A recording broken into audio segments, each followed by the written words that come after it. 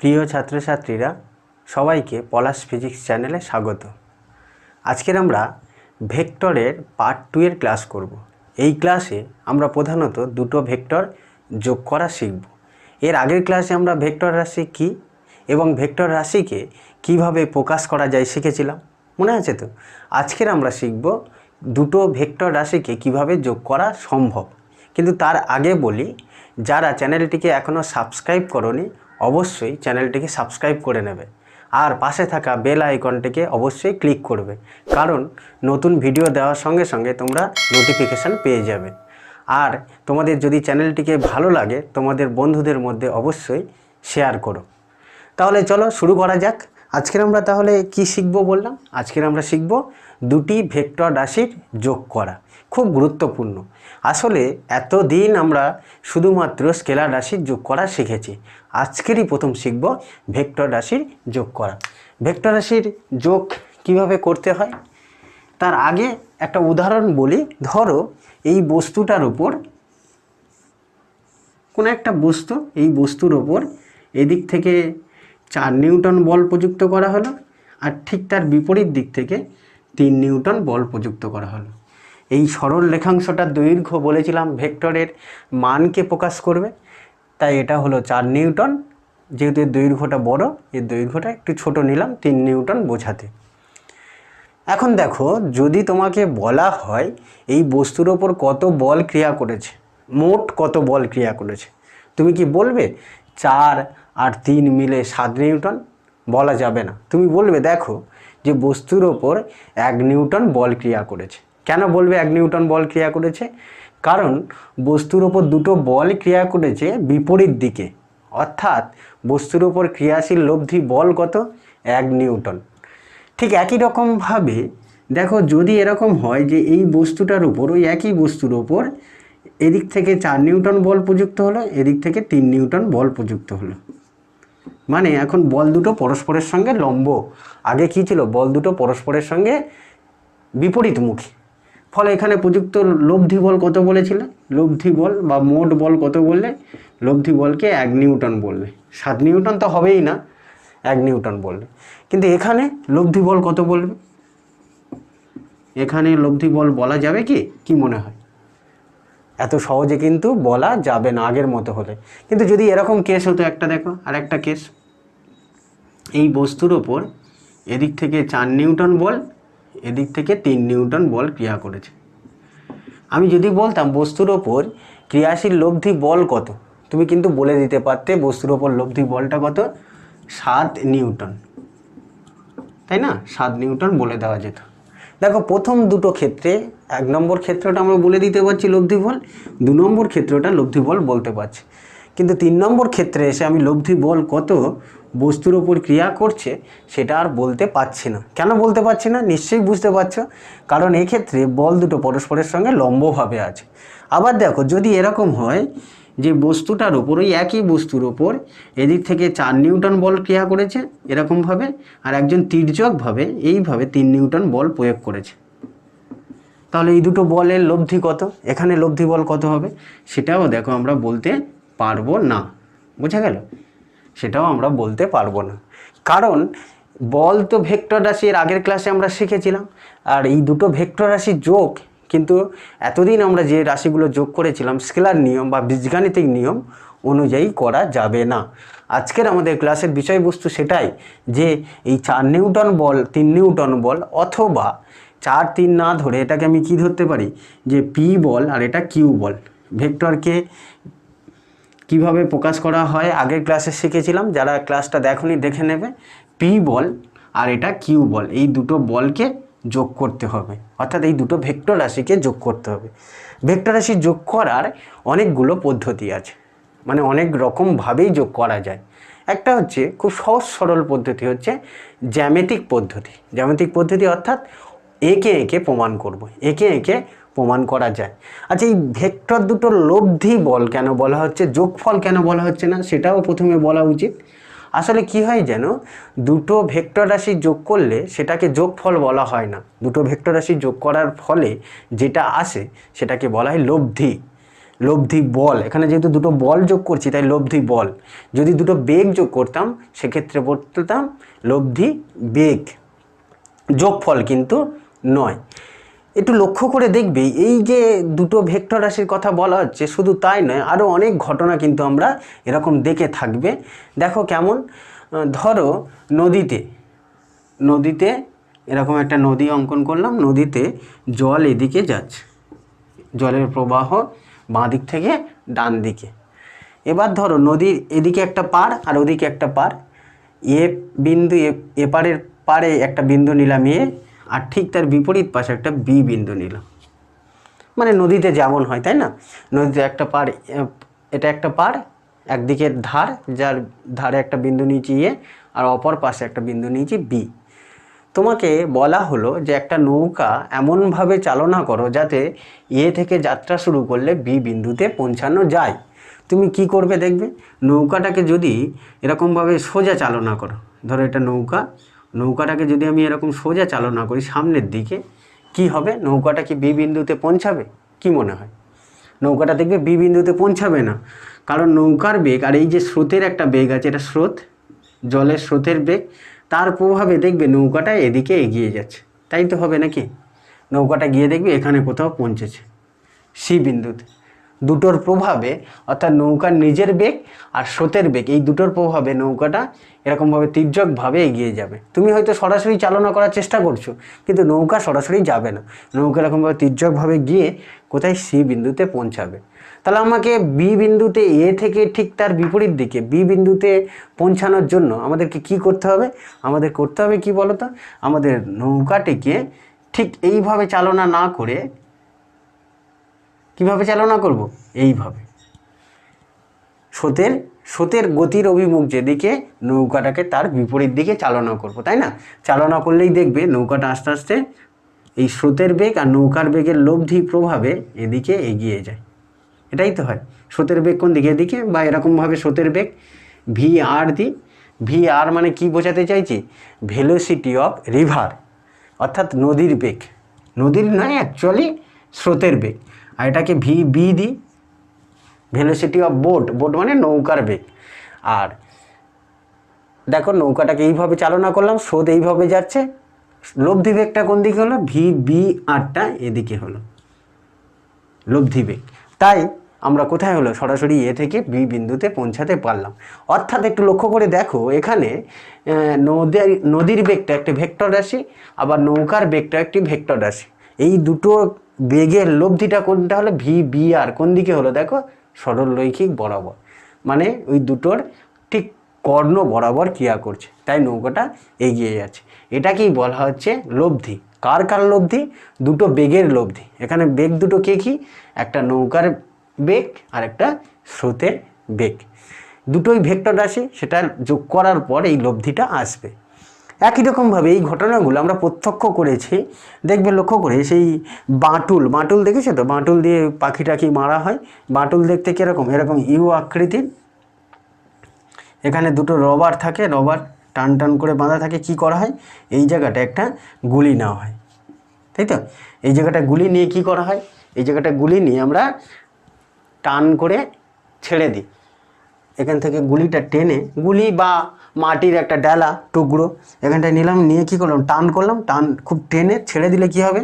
দেখবে গুলিটা এই dot dot dot dot line অনুযায়ী এগিয়ে যায়, এদিকে এগিয়ে যায় তো। অর্থাৎ দেখো এই গুলির ওপর দুটো বল ক্রিয়া করছে, এই একটা টান ক্রিয়া করেছে আর এই একটা টান কিন্তু এক প্রকার বল। দুটো টান ক্রিয়া করেছে, তার লব্ধির দিক বরাবর গুলিটা এগিয়ে গেল। অর্থাৎ এই দুটো বল, এই একটা বল, এই একটা বল, টানও এক ধরনের বল, কিন্তু এই দুটো বলের প্রভাবে লব্ধি দিক বরাবর গুলিটা এগিয়ে গেল। এই হলো দুটো ভেক্টরের লব্ধি। অর্থাৎ এই বল এবং এই বল যোগ করে আমি এটাই পাচ্ছি, তাই বস্তুটা এদিকেই এগিয়ে যাচ্ছে। ঠিক একই রকমভাবে এখানে দেখো এই 4 নিউটন আর এই 3 নিউটন, মানে দুজনে আমি আর তুমি মিলে বল প্রয়োগ করলাম এই বস্তুটার ওপর। এদিক থেকে 4 নিউটন, এদিক থেকে 3 নিউটন। তাহলে বস্তুটা কোন দিকে এগিয়ে যাবে? আমাদের মনে হয় যেন বস্তুটা এই কর্ণ বরাবর এগিয়ে যাবে, অর্থাৎ লব্ধি বলটা যেন এই দিক বরাবর ক্রিয়া করবে। আমরা সেই লব্ধি বলটা বের করার চেষ্টা করব যে 4 আর 3 এই দুটো যোগ করলে মান কত আসে, মানে এই বস্তুটার ওপর কত বল ক্রিয়া করলো সেটা বের করব কি করে। মজার বিষয় কি জানো, এতদিন আমরা জানতাম 4 এবং 3 যোগ করলে 7 আসে, 7, তাই তো? এখন দেখবে 4 আর 3 যোগ করলে 7ও যেমন আসতে পারে, 5ও আসতে পারে, 6ও আসতে পারে, এমনকি 1ও আসতে পারে। অর্থাৎ 4 নিউটন এবং 3 নিউটন বল যোগ করলে 7 থেকে শুরু করে 1-এর মধ্যে যে কোনো মান আসতে পারে। এই যেমন দেখো, এখানে 4 আর 3 যোগ করে তুমি কত বললে, লব্ধি বলটা 1 নিউটন। এখানে 4 আর 3 যোগ করে কত বললে, 7 নিউটন। দেখবে এখানে 4 আর 3 যোগ করলে 5 বা 6 কিছু একটা মান আসবে। কত আসবে তো জানি না, সেটা আমরা যোগ করার চেষ্টা করব। এখানে দেখবে অন্য কিছু আসবে। অর্থাৎ দুটো ভেক্টর রাশি যোগ করলে যোগফলটা কিন্তু আগের মতো হবে না। আগের মতো মানে বীজগাণিতিক যে পদ্ধতিগুলো আমরা জানতাম তার মতো হবে না। কারণটা কি? কারণ ভেক্টর রাশির মানও থাকে, দিকও থাকে, তাই যোগফল মানের সঙ্গে সঙ্গে দিকের ওপরও নির্ভরশীল। দেখো, দুটো বলের দিক পাল্টে গেল, লব্ধি পাল্টে যাবে। দুটো বলের দিক একই দিকে ছিল, তখন লব্ধি 7 এসেছিল, বিপরীত দিকে এলো, তখন লব্ধি 1 এলো। এটা আমাদের সাধারণ ধারণা থেকে আমরা বলেছি, যদিও কোনো গণনা না করে। এখানেও দেখবে বলের লব্ধিটা পাল্টে যাবে। আমরা এই দুটো ভেক্টর যোগ করার চেষ্টা করব। আমরা যদিও এখানে উদাহরণ হিসেবে বল নিয়েছি ফোর্স, যেটা প্রয়োগ করলে বস্তু গতিশীল হয় বা গতিশীল হওয়ার চেষ্টা করে, যদিও এই ধারণাটা যে কোনো ভেক্টর রাশির ক্ষেত্রে প্রযোজ্য। অর্থাৎ দুটো বেগ যোগ করলেও দেখবে একই রকমভাবে লব্ধি বের করা যাবে। তাহলে আমরা প্রথমে শিখি যে দুটো ভেক্টর রাশি কিভাবে যোগ করা যায়। দেখো, ভেক্টর রাশি যোগ করার জন্য অনেকগুলি পদ্ধতি আছে এই বলছিলাম, তার মধ্যে আমরা শিখব জ্যামিতিক পদ্ধতি, মানে অঙ্ক করে নয়, ছবি এঁকে এই দুটো ভেক্টর যোগ করে দিতে পারবো। তাহলে আমরা প্রথমে শিখব কি, আজকের ক্লাসের বিষয়বস্তু হচ্ছে ভেক্টরের যোগ। আমরা কিন্তু কেবলমাত্র দুটো ভেক্টরের যোগ করা শিখবো আজকে, দুটো। তারপরে 3-4টে ভেক্টর হলে কি হবে সেটা পরের বিষয়। আগে দুটো ভেক্টর তো যোগ করি। আচ্ছা, কোনটা যোগ করব? ধরো এইটা যোগ করতে হবে এই ক্ষেত্রে। অর্থাৎ এরকমভাবে 4 নিউটন এবং 3 নিউটন এইভাবেই ক্রিয়া করেছে, মানে অভিমুখগুলো এমন। বললাম এই বস্তুর ওপর কত বল ক্রিয়া করেছে বলো, লব্ধি বল কত, সেটা যোগ করার জন্য আমরা কি পদ্ধতির অবলম্বন করছি? জ্যামিতিক পদ্ধতি।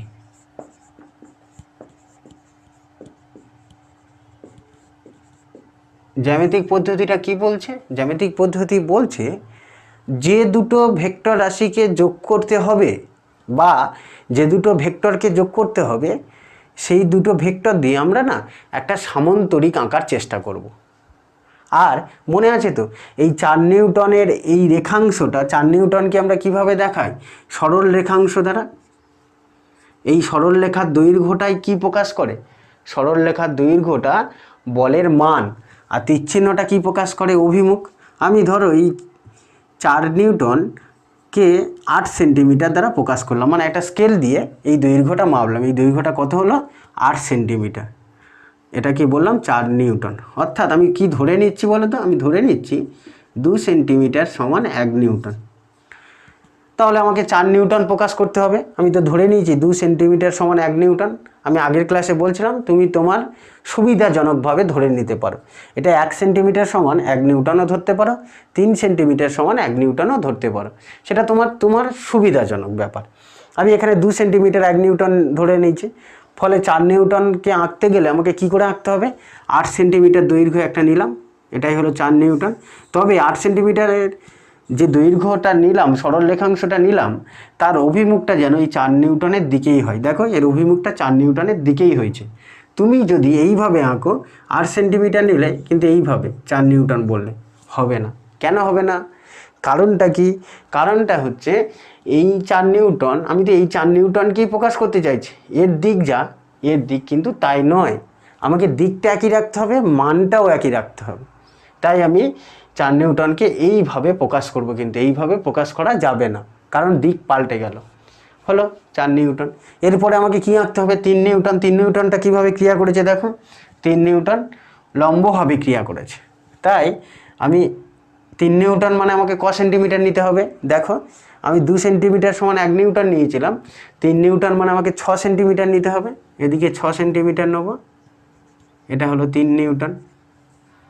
এমনভাবে ভেক্টর দুটো অঙ্কন করব যাতে ওদের আদি বিন্দুগুলো একই হয়। মনে আছে তো? আদি বিন্দু মানে ভেক্টর যেখান থেকে শুরু হচ্ছে এটাকে আদি বিন্দু বলে, আর এই তীর চিহ্ন যেখানে থাকে সেটাকে শেষ বিন্দু বলে। দেখো আমি যে দুটো ভেক্টর অঙ্কন করলাম, দুজনের আদি বিন্দু একটা বিন্দুতে মিলিত হয়েছে, 4 নিউটন এবং 3 নিউটন। আরও একটা বিষয় লক্ষ্য করে দেখো, দুজনের অভিমুখ কিন্তু একই আছে। আগে যেমন ছিল অভিমুখটা কিন্তু সেইভাবে আঁকতে হবে, না হলে হবে না। আচ্ছা, এবার কি করলাম? এবার এই দুটো যে ভেক্টর দিয়ে আমরা সামান্তরিক আঁকার চেষ্টা করব। সামান্তরিক আঁকার জন্য কি করব যেন, এইটা সম্পূর্ণ করে দিই। দেখো সামান্তরিক হয়ে যাবে। এগুলো স্কেল দিয়ে মেপে নেবে। এটা কত নেবে? 8 সেন্টিমিটার। এটা কত নেবে? 6 সেন্টিমিটার। যেহেতু আমি ধরেই নিয়েছি 2 সেন্টিমিটার মানে 1 নিউটন। কমপ্লিট হয়ে গেল সামান্তরিকটা। এবার এই সামান্তরিকের এই কর্ণটাই ওদের লব্ধি হবে, এই কর্ণের দৈর্ঘ্যটা। তুমি কর্ণটা মেপে দেখবে, এই কর্ণের দৈর্ঘ্য হলো 10 সেন্টিমিটার। স্কেল দিয়ে এঁকে দেখবে, আঁকবে কিন্তু নিজেরাই, স্কেল দিয়ে আঁকবে। এটা কত নেবে? 8 সেন্টিমিটার। এটা কত নেবে? 6 সেন্টিমিটার। নিয়ে এরকমভাবে সামান্তরিকটা সম্পূর্ণ করবে, করে এই কর্ণটা অঙ্কন করবে। কোথা দিয়ে কর্ণটা অঙ্কন করবে? এই দুটো ভেক্টরের, কোন দুটো ভেক্টর? যে দুটো ভেক্টর আমি যোগ করতে চাইছি সেই দুটো ভেক্টরের ছেদবিন্দু দিয়ে কর্ণ অঙ্কন করবে। এই কর্ণের দৈর্ঘ্য দেখবে 10 সেন্টিমিটার। মানে 10 সেন্টিমিটার না লিখে এটা লেখা উচিত কত? 5 নিউটন, তাই না? কারণ কি, আমি 2 সেন্টিমিটার মানে 1 নিউটন ধরেছি, তাহলে এটা যদি 10 সেন্টিমিটার হয় মানে কি হবে? 5 নিউটন। ফলে আমরা বলতে পারছি দেখো 4 এবং 3 নিউটনের লব্ধি কত? 5 নিউটন। অর্থাৎ 4 আর 3 যোগ করলে, এই দুটো ভেক্টর রাশি যোগ করলে কত আসছে? 5 নিউটন। সেটা কোন দিকে ক্রিয়া করছে? এই যে এই এর তীরচিহ্ন যেদিকে আছে বা কর্ণ মধ্যে যে তীরচিহ্নটা দিয়েছে সেই অভিমুখে ক্রিয়া করবে। অর্থাৎ তোমরা একটু যদি লক্ষ্য করে দেখো, এই 4 আর এই 3 যোগ করলে কত এলো লব্ধিটা? লব্ধিটা এখানে জিজ্ঞাসার চিহ্ন দেওয়া ছিল, পেলাম 5 নিউটন। আর সেটা কোন দিক বরাবর ক্রিয়া করলো? এই সামান্তরিকের কর্ণ বরাবর ক্রিয়া করেছে। মানে এই 4 এবং 3-এর লব্ধি কিন্তু 5, লব্ধির মানটা 5। লব্ধি তো ভেক্টর রাশি, দুটো ভেক্টর যোগ করলে তো ভেক্টর আসবে, এটা একটা ভেক্টর রাশি। মানটা কত? 5 নিউটন। দিক কোন দিকে? এই কর্ণ বরাবর। এই হলো 4 এবং 3-এর যোগফল। তাহলে বোঝা গেল কি করতে হবে। একই রকমভাবে দেখো, যদি তোমাকে এই 4 নিউটন আর এই 3 নিউটনটা যোগ করতে বলে, সেক্ষেত্রে কি করব? এই 4 এবং এই 3 দিয়ে আবার একটা সামান্তরিক আঁকার চেষ্টা করব, তাই তো? আচ্ছা বলতে পারবে এখানে 4 এবং 3 এই দুটোর মধ্যবর্তী কোণ কত? এখানে যেমন 4 আর 3-এর মধ্যবর্তী কোণ 90 ডিগ্রি ছিল, তাই আমরা এই কোণটাকে দেখো 90 ডিগ্রি নিয়েছিলাম, লম্ব নিয়েছিলাম। এখানে 4 এবং 3-এর মধ্যবর্তী কোণ কত? এখানে 4 এবং 3-এর মধ্যবর্তী কোণ 45 ডিগ্রি। এবার 45 ডিগ্রি তো আমরা হাত দিয়ে আঁকতে পারবো না, কম্পাসের সাহায্য নেব বা চাঁদার সাহায্য নেব। দেখো আমি প্রথমে 4 নিউটন আঁকলাম। কত প্রকাশ করলাম? ওই 2 সেন্টিমিটার সমান 1 নিউটন ধরে নিলাম। ফলে 4 নিউটন আঁকতে গেলে আমাকে কত নিতে হলো? 8 সেন্টিমিটার। আর এর সঙ্গে 3 নিউটনটা কত ডিগ্রি কোণ করে থাকবে? এর সঙ্গে 3 নিউটনটা 45 ডিগ্রি কোণ করে থাকবে। ওই ছবি দেখেই বুঝতে পারছি। এর সঙ্গে 3 নিউটন মানে 6 সেন্টিমিটার নেবো। এটা 6 সেন্টিমিটার নেবো এবং কোণটা কত হবে? এই কোণটা 45 ডিগ্রি। কেন? দেখো এই 4 এবং 3-এর মধ্যবর্তী কোণ কত? 45, তাই এটা 45 ডিগ্রি। এটা হলো 4 নিউটন, এটা 3 নিউটন। এর দৈর্ঘ্য কত? 6 সেন্টিমিটার। এর দৈর্ঘ্য কত? 3 সেন্টিমিটার। আর এই 45 ডিগ্রি কোণটা তোমরা চাঁদা দিয়ে মেপে নেবে অথবা কম্পাস দিয়ে মাপতে পারো। আমি একটা অনুমান ভিত্তিক করে বসিয়ে দিয়েছি মোটামুটি 45 ডিগ্রি কেমন হয়। এবার কি করতে হবে? এবার এই 4 এবং 3 দিয়ে একটা সামান্তরিক সম্পূর্ণ করতে হবে। সেই সামান্তরিকের কর্ণটাই কি হবে? এদের দুজনের লব্ধি। দেখো আমরা যদি এটা দিয়ে একটা সামান্তরিক সম্পূর্ণ করি, এই যে সামান্তরিক সম্পূর্ণ করলাম, করে এই কর্ণটা অঙ্কন করবে। এই কর্ণটাই কি হবে? ওদের দুজনের লব্ধিকে প্রকাশ করবে। এবার তুমি কি করলে? কর্ণটা আঁকার পর কর্ণের দৈর্ঘ্য নিয়ে দেখবে, দৈর্ঘ্য আসবে প্রায় মেপে দেখবে 13 সেন্টিমিটারের মতো। মানে 13 সেন্টিমিটার মানে কি বলতে পারি, এটা 13 সেন্টিমিটার এসছে মানে আমি তো ধরে নিয়েছি 2 সেন্টিমিটার মানে 1 নিউটন, 13 সেন্টিমিটার মানে 6.5 নিউটন। এই এলো লব্ধি। দেখো 4 এবং 3 যখন 45 ডিগ্রি কোণ করে আছে তখন তোদের লব্ধি কত হলো, 6.5 নিউটন।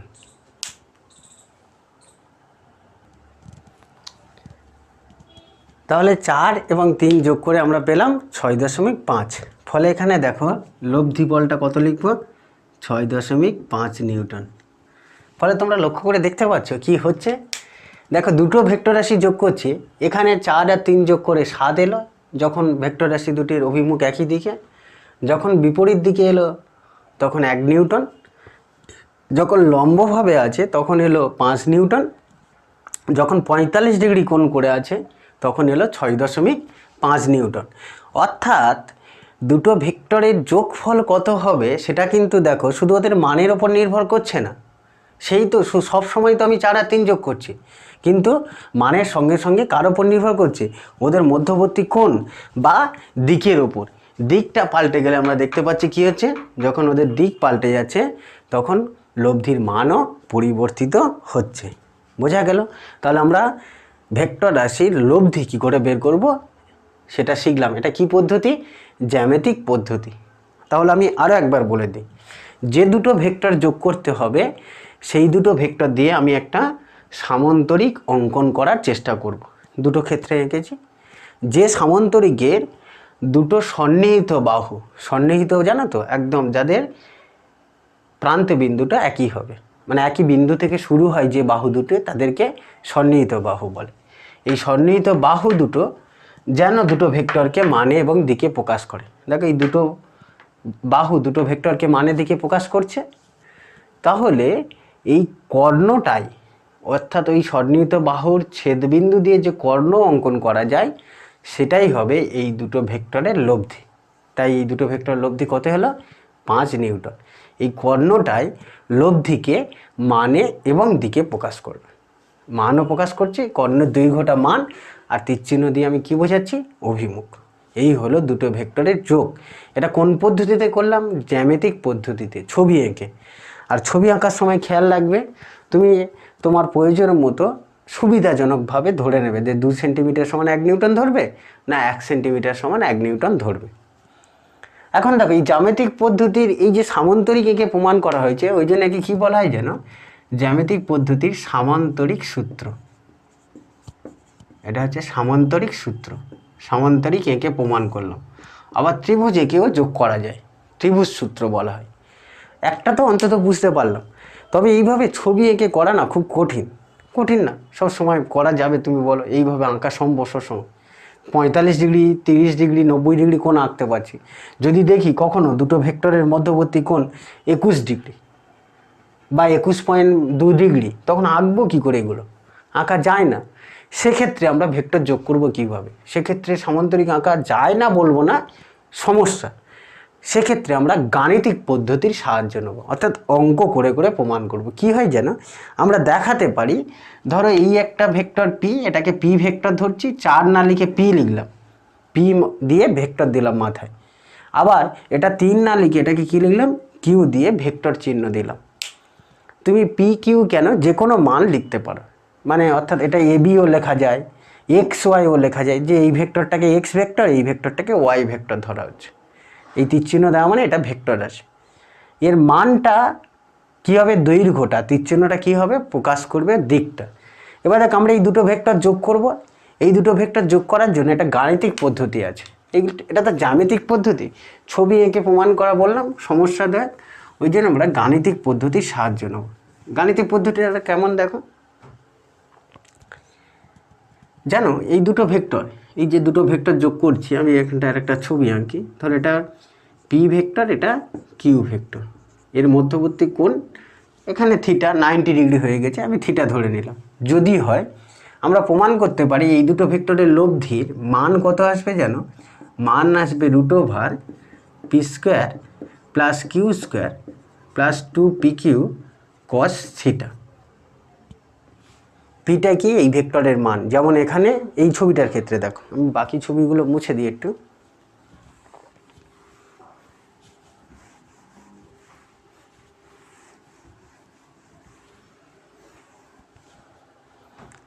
দেখো এই ছবিটার ক্ষেত্রে পি এর মান কত 4, কিউর মান কত 3। আমি যদি এখানে বসিয়ে দিই মান বসাবো, মান দিক কিন্তু নয়, গাণিতিক যখন সূত্র প্রয়োগ করছি সেটার পি এর মান কত দেখো 4 স্কোয়ার, কিউর মান কত 3 স্কোয়ার, 2 পি এর মান 4, কিউর মান 3। আর কস এক্ষেত্রে ভেক্টর দুটোর মধ্যবর্তী কোণ কত, এই ছবিটার ক্ষেত্রে দুটো ভেক্টর পরস্পরের সঙ্গে লম্ব 90 ডিগ্রি, কস 90 মানে কত, কস 90 মানে 0, ফলে এটা থাকবে না, অর্থাৎ আমাদের কী আসবে 4 স্কোয়ার প্লাস 3 স্কোয়ার করলে কত আসবে √25 মানে 5। দেখো অর্থাৎ দুটো ভেক্টর যোগ করলে কত এলো লব্ধিটা, এই পি আর কিউ বা এই অঙ্কের ক্ষেত্রে পি কিউর মান কত হয়ে গেল, পি এর মান 4, কিউর মান 3, এই অঙ্কটার ক্ষেত্রে যোগফলটা কত এলো 5। আমরা দেখো একটু আগেই যখন সামন্তরিক এঁকে দেখাচ্ছিলাম তখনও কত এসেছিলো 5 এসেছিলো, কিন্তু এখানেও 5 এলো, এখানে গাণিতিকভাবে এলো, ওখানটায় জ্যামিতিক পদ্ধতিতে বা ছবি অঙ্কন করে এসছে। অর্থাৎ দুটো ভেক্টর, যে দুটো ভেক্টর যোগ করতে হবে, একটা ভেক্টর পি এবং একটা ভেক্টর কিউ, আর ওদের মধ্যবর্তী কোণ যদি থিটা হয় তাহলে ওদের লব্ধিটা কত হবে, আর এর মান কত আসবে এটাই √p square plus q square plus 2pq cos theta. তুমি যে কোনো কেসে বসাও, যে কোনো ছবির ক্ষেত্রে এই 4 নম্বর দেখো, তুমি যে কোনো ছবির ক্ষেত্রে ধরো সেই 4 নম্বর ছবিটার কেমন ছিল, যেটা আমি মুছে দিলাম একটু আগেই, এদিক থেকে ছিল 4 নিউটন আর এদিক থেকে ছিল কত, এরকমভাবে ছিল 3 নিউটন। তোমাকে বলা হলো যোগ করো, আমরা যোগ করেছি, কীভাবে করেছিলাম জ্যামিতিক পদ্ধতিতে, এবার বললো গাণিতিক পদ্ধতিতে। কি আসবে দেখো, পি এর মান তাহলে আমরা কত বসাবো 4, এই সূত্রতে, এই সূত্রটা লক্ষ্য করো দেখো, যেটা এই বাক্সের মধ্যে বসানো আছে ঘরের মধ্যে, পি এর মান কত 4, কিউর মান কত 3, পি কিউ কস কত ডিগ্রি হবে, এখানে দুটো ভেক্টরের মধ্যবর্তী কোণ কত, এখানে ভেক্টর দুটির মধ্যবর্তী কোণ 45 ডিগ্রি, তাই না? ফলে এটা কত হবে 4 স্কোয়ার মানে 16 প্লাস 3 স্কোয়ার 9, এটা 3 4 12, 12 দুগুণে 24, আর cos 45 মানে 1/√2। তোমরা দেখবে এটা সরল করলে গণনা করে 6.5 মতো আসবে, নিয়ার ইকুয়াল টু, কাছাকাছি ওই 6.48 হয়তো আসবে, এরকম আসবে। দেখো এটাকে গণনা করে দেখবে 6.48 মানে নিয়ার ইকুয়াল টু কত লেখা যায় 6.5। দেখো এখানে আমরা ছবি এঁকেও তাই দেখিয়েছিলাম, কর্ণটা কত এসেছিলো 13 সেন্টিমিটার, অর্থাৎ ওদের লব্ধি কত 6.5। এটা হলো গাণিতিক পদ্ধতি। এবার স্বাভাবিকভাবে প্রশ্ন জাগে, আপনি তো এই সূত্রটা বসিয়ে দিলেন হয়ে গেল, কিন্তু এই সূত্রটা কিভাবে এলো, কোথা থেকে বললেন হঠাৎ করে? আমি এখানে p square q square 2pq cos theta না লিখে 4pq cos থিটা লিখতে পারতাম তো, বা 2pq cos থিটা না লিখে এটা 2pq tan থিটা লিখতে পারতাম তো, যা খুশি লিখতে পারতাম তো। আপনি কেন এটা লিখলেন হঠাৎ করে? এই সূত্রটা এলো কোথা থেকে?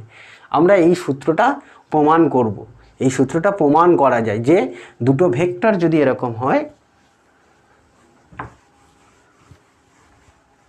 অর্থাৎ এই একটা ভেক্টর পি ভেক্টর, এই একটা ভেক্টর কিউ, এবং এদের মধ্যবর্তী কোণ যদি থিটা হয় তাহলে এদের লব্ধি কত হবে, লব্ধির মান আর সমান হবে √p square plus q square plus 2pq cos theta.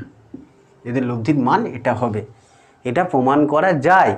এই প্রমাণটাই আমরা শিখব গাণিতিক পদ্ধতিতে, বোঝা গেল? গাণিতিক পদ্ধতিতে, অর্থাৎ আমি ক্লাসের শুরুতেই বলছিলাম যে ভেক্টর যোগের অনেকগুলো পদ্ধতি আছে, তাই না? একটা হচ্ছে জ্যামিতিক পদ্ধতি, সেটা তো তোমরা খানিকটা বুঝলে ছবি এঁকে, একটা হচ্ছে গাণিতিক পদ্ধতি। আমরা গাণিতিক পদ্ধতি শিখব। গাণিতিক পদ্ধতিতে এটা এলো কোথা থেকে, গাণিতিক পদ্ধতির কথা বাদ দাও, এটা এলো কোথা থেকে সেটা বোঝার চেষ্টা করব। ফলে আমরা দেখো ভেক্টর যোগ দুভাবে করতে পারি। কিভাবে একটু লিখে দিই, একটা হচ্ছে জ্যামিতিক পদ্ধতি,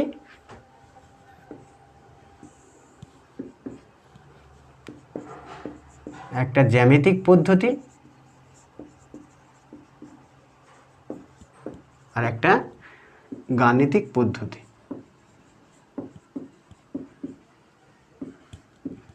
গাণিতিক পদ্ধতিটায় অঙ্ক করে করে, আর এটা কি হবে ছবি এঁকে এঁকে। জ্যামিতিক পদ্ধতির আবার দুটো ভাগ, দুটো সূত্র। কি বললাম আমরা এক্ষুনি একটা সূত্র শিখলাম, সামান্তরিক সূত্র। সামান্তরিক আঁকছিলাম না, যে দুটো ভেক্টর যোগ করতে দেবে তার থেকে কি করছিলাম, সামান্তরিক। আর একটা হচ্ছে ত্রিভুজ সূত্র, সামান্তরিক সূত্র, ত্রিভুজ সূত্র। আর গাণিতিক পদ্ধতিরও দুটো সূত্র আছে, একটা কি, একটা হচ্ছে ত্রিভুজ সূত্র, আর একটা হচ্ছে সামান্তরিক সূত্র।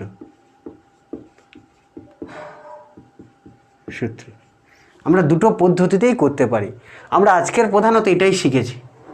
পরের ক্লাসে আমরা এই গাণিতিক পদ্ধতির ত্রিভুজ সূত্র থেকে বা সামান্তরিক সূত্র কিভাবে, ওই যে আর এর মানটা এসেছিল না, আর সমান √p² + q² 2pq cos θ, এটা প্রমাণ করার চেষ্টা করব। তাহলে পরের ক্লাসে দেখা হচ্ছে।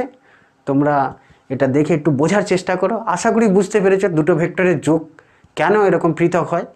আসলে ভেক্টরের মান এবং দিক থাকে বলে এই ঘটনাটা ঘটে। পরের ক্লাসে দেখা হচ্ছে। Thank you.